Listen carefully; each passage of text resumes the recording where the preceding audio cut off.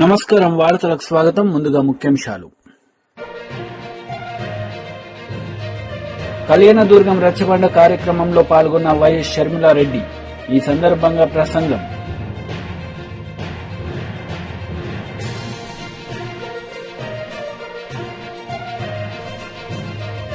కేంద్ర మంత్రి కిషన్ రెడ్డి మీడియా సమావేశం. పలు అంశాలపై వివరణ.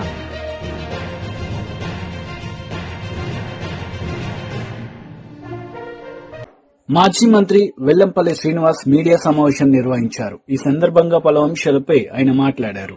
నిధి కింద ఏదైతే 1500 రూపాయలు ఇస్తారో దాని మీద ఏమైనా ప్రకటన చేస్తారో అని చెప్పని, రైతులకి 3వ విడత రైతు భరోసా ఇస్తారేమో అని చెప్పని, మొన్న ఏదో తుఫాను కారణంగా దెబ్బతిన్న రైతులకి ఇన్పుట్ సబ్సిడీ ఇస్తారేమో, పంట నష్టం ఇస్తారేమో, ప్రకటన చేస్తారేమో అని చెప్పని ఆంధ్ర రాష్ట్ర ప్రజలందరూ కూడా ఎదురు చూశారు ఈరోజు.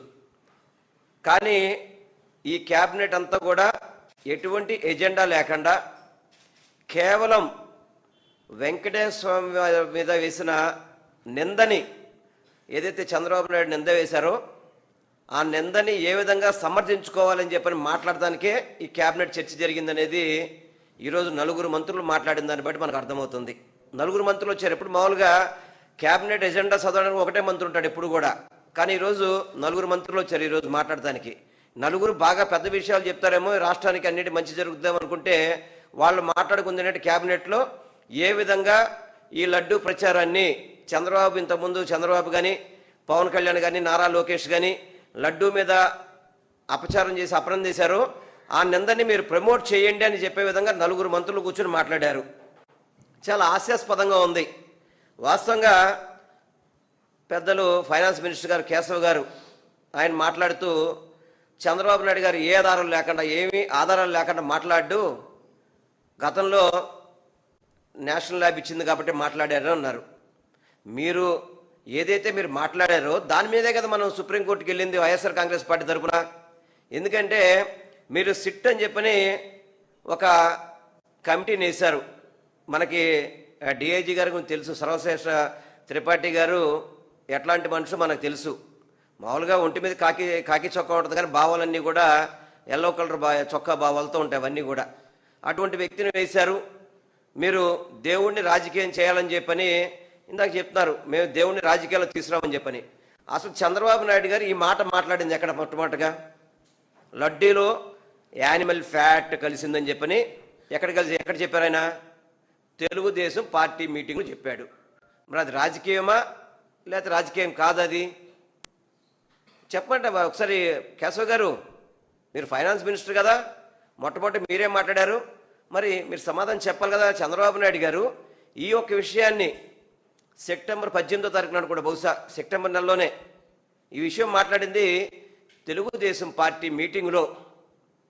ఈ యొక్క విషయాన్ని మాట్లాడిన సంగతి మీరు మర్చిపోతారేమో కానీ జనాలు మర్చిపోరు, గుర్తుపెట్టుకోవాలా. అదేవిధంగా సిట్ ఏర్పాటు చేశారు మీరు. ఆ సిట్కి కూడా ఎవరిని వేసారో మీ అందరికీ కూడా తెలుసు. ఏది జంతు కొవ్వు ఉంది, అదేవిధంగా గొడ్డు మాంసం ఉంది, అదేవిధంగా చేప నూనె ఉందని చెప్పని నానా వాక్కులు మోయించారు. మామూలుగా కాదు, మీ ఎల్లో మీడియా అంతా దీనికే మాట్లాడారు. ప్రత్యేకంగా చెప్పాలంటే మన నాయుడు గారు టీవీ5 ఇంకా పొద్దున్న లేస్తే జంతువు కలిసిపోయింది, జంతువు కొవ్వు కలిసిపోయిందని చెప్పని వారు మాట్లాడిన సంగతి మన అందరికీ కూడా తెలుసు. దానికి రిపోర్ట్ అంతా కూడా ఎగనెస్ట్గా వచ్చింది. ఏదైతే ఎన్డీడీబీ రిపోర్ట్ కానీ, ఎన్డీఆర్ఏ రిపోర్ట్ కానీ ఎక్కడా కూడా దీంట్లో పంది కొవ్వు కానీ, యానిమల్ ఫ్యాట్ కానీ, చేప కొవ్వులు కానీ ఇటువంటి ఏమీ కలవలేదు అని చెప్పి ఆ రిపోర్ట్ వచ్చిన తర్వాత ప్రజలందరికీ కూడా అర్థమైంది చంద్రబాబు నాయుడు, పవన్ కళ్యాణ్, నారా లోకేష్ తప్పుడు ప్రచారాలు చేశారు అని చెప్పి అర్థమయ్యేటప్పటికీ దీన్ని కవర్ చేయడం కోసం ఈరోజు క్యాబినెట్లో ఏదైతే అధికార దుర్వినియోగం అంటారు కదా, ఆ దుర్వినియోగం చేయడానికి సిట్ నుంచి ఒక రిపోర్ట్ వచ్చిందో బహుశా మాకు తెలియదు. దాని మీద ఉంటే బహిర్గతం చేస్తే చెప్పగలుగుతాం. ఆ సిట్ అధికారులను కొంతమందిని పిలిపించుకుని మాట్లాడినట్టు, దాని మీద అడ్వకేట్ జనరల్ యొక్క ఒపీనియన్ తీసుకున్నట్టు, సుప్రీంకోర్టులో కేసు నడుస్తుండగా సుప్రీంకోర్టు ఏదైతే మీరు సిట్లో కొంతమందిని, సిబిఐలో కొంతమందిని వేసి కమిటీ వేసినప్పుడు రాజ్యాంగం అమలు చేయడానికి సుప్రీంకోర్టు తీర్పు రాకముందే వీళ్ళు దీని మీద సపరేట్ కమిటీ వేస్తారట. కమిటీ వేసి మళ్ళీ నిజ నిజాలు తెలవాలంట. అసలు ఎలా వేస్తారు నాకు అర్థం కావట్లేదు. సిట్ అనేది మీ త్రిపాఠి గారు మీ సొంత మనిషే కదా. సిట్ అంటే సిట్టు, స్టాండ్ అంటే స్టాండ్ కదా. మరి అటువంటి వ్యక్తి ఉన్నాడు. మళ్ళీ దీని మీద క్యాబినెట్ అంతా కూడా ఆమోదించి చెప్పిందంట కంపల్సరీ మనం ఇంకో కమిటీ ద్వారా నిజాలు తెలపాలనేది. మీరు ఎన్ని కమిటీలు వేసుకోండి, మాకైతే ఎటువంటి అభ్యంతరం లేదు.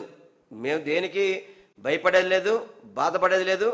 మీరు తప్పు చేస్తే కోర్టును ఆశ్రయిస్తాం, దాంట్లో డౌట్ ఏం లేదు. మీరు సిట్ అని చెప్పి వేశారు, అది మాకు నచ్చలేదు, మేము సుప్రీంకోర్టుకి వెళ్ళి మా సుబ్బారెడ్డి గారు సుప్రీంకోర్టుకి వెళ్ళారు, దాంట్లో సిబిఐని ఇన్వాల్వ్ చేశారు. ఇప్పటికైనా కానీ మీరు సుప్రీంకోర్టు డైరెక్షన్లో ఎన్ని కమిటీలైనా అండి, ఎన్ని విచారణలైనా చేయించండి, మాకు అభ్యంతరమే లేదు. కాకపోతే అన్నీ 2019 నుంచి 24 వరకు కాదు, అవకాశం 2014 నుంచి కూడా చేయండి ఎంక్వైరీస్ అన్నీ కూడా. 2014 నుంచి ఇందాక మా కరుణాకర్ రెడ్డి గారు కూడా కేంద్ర మంత్రి కిషన్ రెడ్డి మీడియా సమావేశం నిర్వహించారు. ఈ సందర్భంగా పలు అంశాలపై ఆయన మాట్లాడారు. ఉండేట అవకాశం కోసం కూడా మరి వాళ్ళకి కావాల్సినటువంటి వసతులు కూడా ఇక్కడ ఏర్పాటు చేస్తా ఉన్నాం. భవిష్యత్తులో దాని ఎందుకంటే ఇది కొంత సిటీ కాదు, మరి టోటల్ రూరల్ కూడా కాదు, సెమీ అర్బన్ సెమీ రూరల్. కాబట్టి బయట నుంచి వచ్చినటువంటి పేషెంట్స్ వాళ్ళ అటెండర్స్ విషయంలో కూడా ప్రభుత్వము కొన్ని చర్యలు తీసుకుంటున్నది. వాళ్ళకి సంబంధించి కూడా కొంత ప్రయత్నం చేస్తా ఉన్న విషయాన్ని సందర్భంగా మనం చేస్తున్నాం. ఇప్పటి వరకు 15 లక్షల మందికి పైగా ఓపీ పేషెంట్స్ గత అనేక సంవత్సరాలుగా ఇక్కడ ట్రీట్మెంట్ తీసుకున్నారు. ఎవ్రీడే ఇంతకుముందు చెప్పినట్టు 1800 ఓపీ పేషెంట్స్ రెగ్యులర్గా మన ఈ హాస్పిటల్కి వస్తూ ఉన్నారు. ఇందులో మరి ఈ యొక్క ల్యాబ్ కావచ్చు, డయాగ్నాస్టిక్ సేవలు కావచ్చు, అనేక రకాలుగా ప్రజలకు అందుబాటులో తీసుకురావడం జరిగింది. టెలికన్సల్టెన్సీ ద్వారా కూడా మరి 1,50,000 మంది పైగా ఈ యొక్క హాస్పిటల్ సేవలు ఉపయోగించుకున్న విషయాన్ని కూడా ఈ సందర్భంగా మనవి చేస్తా ఉన్నాను.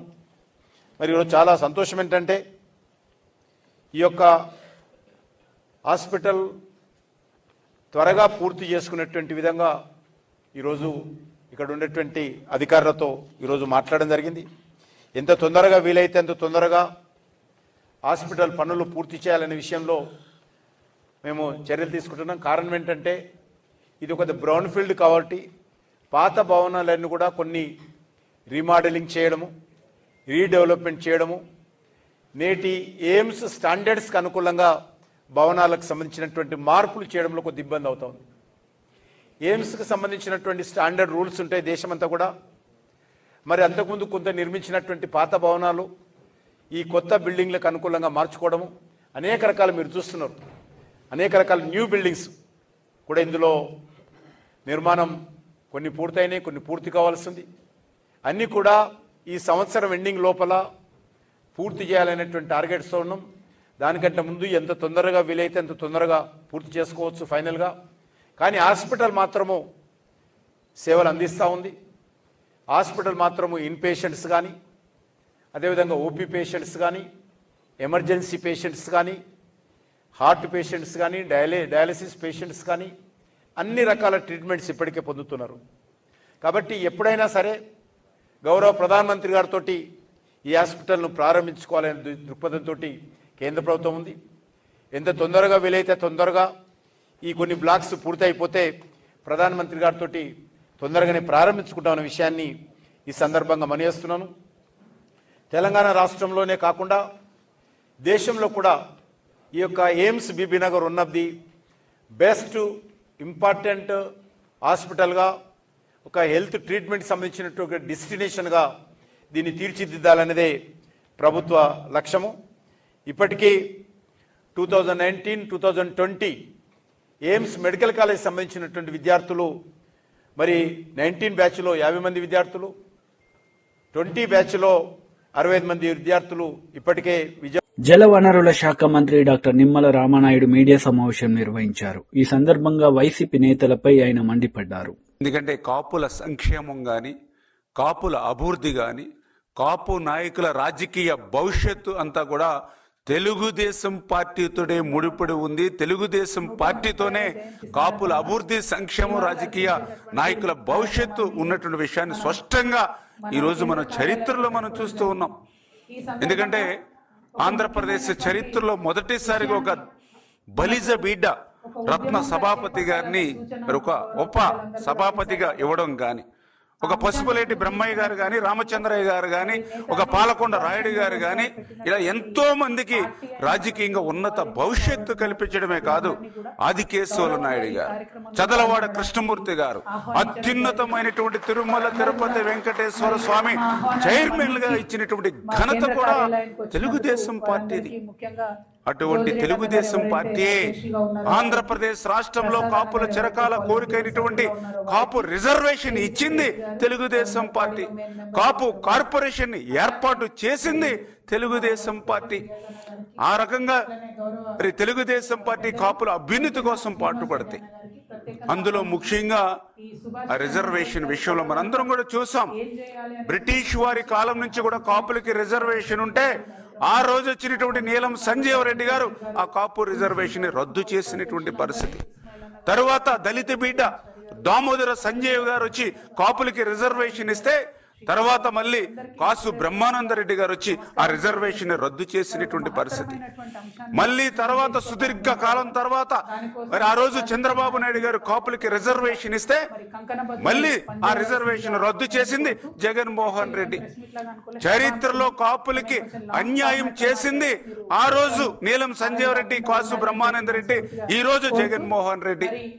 కాపులకి ఆంధ్రప్రదేశ్ రాష్ట్రంలో రిజర్వేషన్ న్యాయం చేసింది ఆ రోజు దళిత బిడ్డ దామోదర సంజయ్ గారు, ఈ రోజు చంద్రబాబు నాయుడు గారు. ఇంత క్లియర్ గా చరిత్రలో కాపుల అభివృద్ధి, సంక్షేమం, మరి రాజకీయ నాయకుల భవిష్యత్తు తెలుగుదేశం పార్టీ ఆ రోజు ఎన్టీ రామారావు గారు మరి ఈ రోజు చెప్తూ ఉన్నారు, కాపు నాయకుడు అంబటి అని చెప్పి మేము అడుగుతూ ఉన్నాం. మరి ఆ రోజు కాపుల చిరకాల కోరికైనటువంటి కాపు రిజర్వేషన్ ని అర్ధాంతరంగా ఒక జీవో ఇచ్చి ఆ రోజు జగన్మోహన్ రెడ్డి రద్దు చేస్తున్నప్పుడు ఈ అంబటి రాంబాబు గారి యొక్క నోరు ఎందుకు పెగలలేదు, ఎందుకు జగన్మోహన్ రెడ్డి గారిని మా రిజర్వేషన్ రద్దు చేస్తున్నారని చెప్పి ఎందుకు ఆ రోజు ప్రశ్నించలేనిటువంటి పరిస్థితి. మరి మీ అందరికీ తెలుసు, స్వర్గీయ వంగవీటి మోహన్ రంగా, స్వర్గీయ వంగవీటి రాధ, వీరందరూ కూడా కాపు సంబంధించినటువంటి మరి ఒక దైవ స్వరూపులుగా ఈవేళ మరి కాపులందరూ కూడా, అదే పేదలు, బడుగు బలహీన వర్గాలు కూడా రంగా గారిని ఆదర్శంగా స్ఫూర్తిగా చూస్తూ ఉంటారు. అటువంటి వంగవీటి మోహన్ రంగా ఒక రౌడీ అని గౌతమ్ రెడ్డి ఆ రోజు సంబోధించి, అటువంటి వంగవీటి మోహన్ రంగా రౌడీగా ఉన్నప్పుడు అతన్ని చంపితే తప్పేంటన్నటువంటి గౌతమ్ రెడ్డికి ఆ మాట అన్న 6 నెలలకే ఫైబర్ గిడ్ చైర్మన్, రాష్ట్ర చైర్మన్ ఇచ్చి మరి సత్కరించి నీ జగన్మోహన్ రెడ్డి చేసినప్పుడు ఎందుకు అంబటి రాంబాబుకి నోరు పెగలలేదని అడుగుతూ ఉన్నాం. కళ్యాణదుర్గం రచ్చబండ కార్యక్రమంలో వైఎస్ షర్మిలారెడ్డి పాల్గొన్నారు. ఈ సందర్భంగా ఆమె మాట్లాడారు.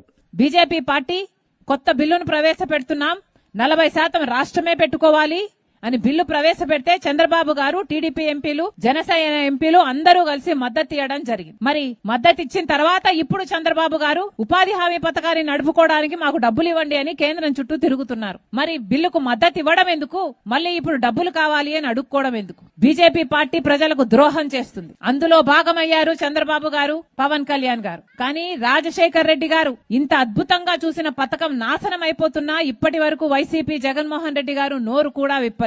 ఇది చాలా దుర్మార్గం. పేదవాడి జీవన ఆధారానికి సంబంధించిన విషయం ఈ నాయకులకు ఎవ్వరికీ పట్టినట్టు లేదు. అందుకే ఈరోజు కాంగ్రెస్ పార్టీ ఇదొక ఉద్యమంలా ఎత్తుకుంది. ఉపాధి హామీ పథకము లేకపోతే నిరుద్యోగం పెరిగిపోతుంది, వలసలు పెరిగిపోతాయి. ఇలాంటి జిల్లాలో అయితే అసలు ఇక దేవుడే దిక్కు, ఆకలి చావులు కూడా చూడాల్సి వస్తుందో ఏమో. అందుకే మీ అందరూ కూడా తిరగబడాల్సిన అవసరం ఉంది. ఈ పథకం మాకొద్దు అని మీరు కూడా గొంతు విప్పాల్సిన అవసరం ఉంది. కాంగ్రెస్ పార్టీ ఈ రోజు వరకు కూడా ప్రతి విషయంలో ప్రజల తరపున ఉంది.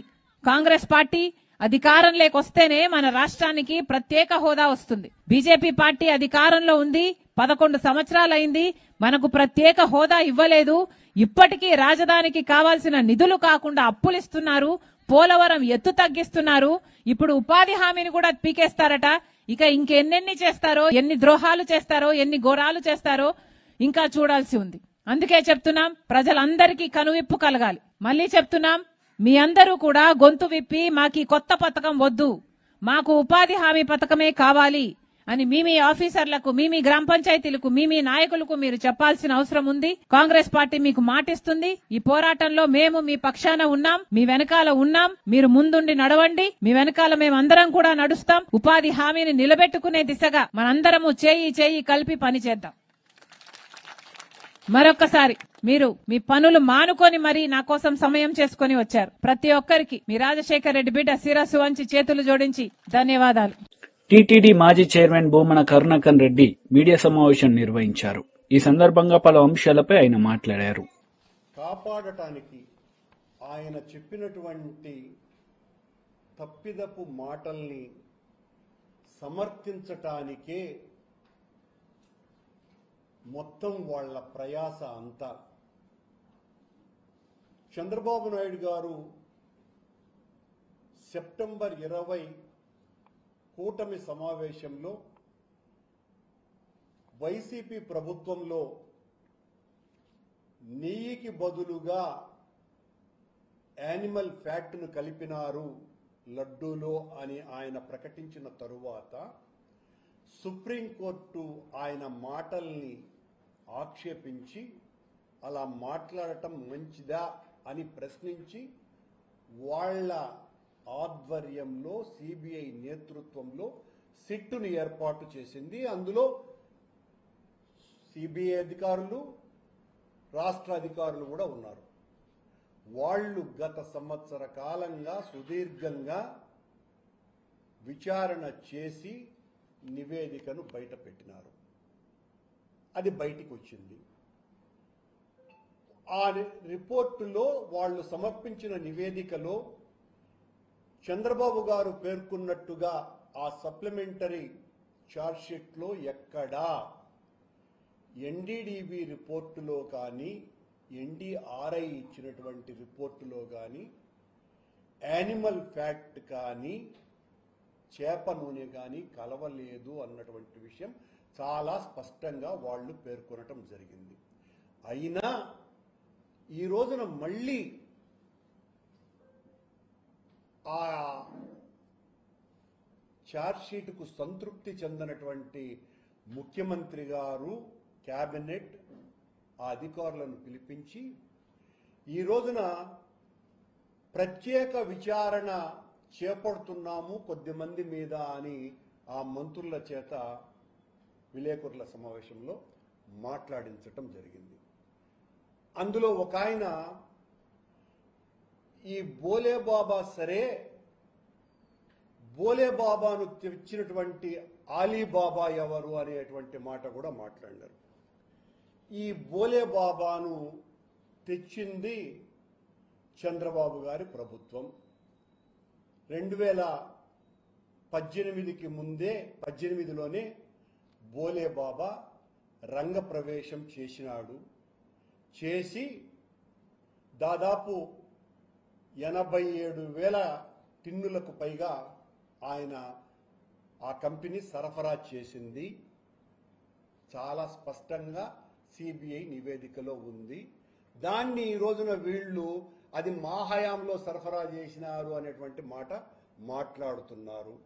దీనికి బోలేబాబాకు ముందు పేరైనటువంటి హర్షవర్ష్ డైరీని అనుమతులు ఇచ్చింది చంద్రబాబు గారి ప్రభుత్వమే. బీజేపీ మంత్రి అయినటువంటి సత్యప్రసాద్ గారు బోలేబాబాను తెచ్చినటువంటి ఆలీబాబా ఎవరో మీకు అర్థమై ఉంటుందని అనుకుంటున్నా. నెయ్యిలో కల్తీ కలవలేదా అనేటువంటి మాట మాట్లాడుతున్నారు. ఈ సిట్ విచారణ 2019 నుంచి 24 వరకు వేశారు. ఈ సిట్టు విచారణలో తేలినటువంటి నిందితులైన ప్రీమియర్ డైరీ, ప్రధానమైనటువంటి నిందితుల్లో ఒకరైన ప్రీమియర్ డైరీ 2013 నుంచి వార్తలు ముగించే ముందు ముఖ్యాంశాలు మరోసారి. కళ్యాణదుర్గం రచ్చబండ కార్యక్రమంలో పాల్గొన్న వైఎస్ షర్మిలారెడ్డి. ఈ సందర్భంగా ప్రసంగం.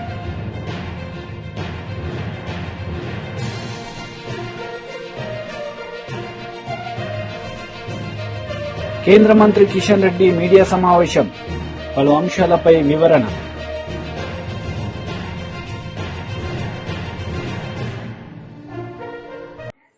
ఈ వార్తలు ఇంతటితో సమాప్తం. తిరిగి ప్రసారం అయ్యే వార్తల్లో మళ్ళీ కలుద్దాం. అంతవరకు సెలవు. నమస్తే.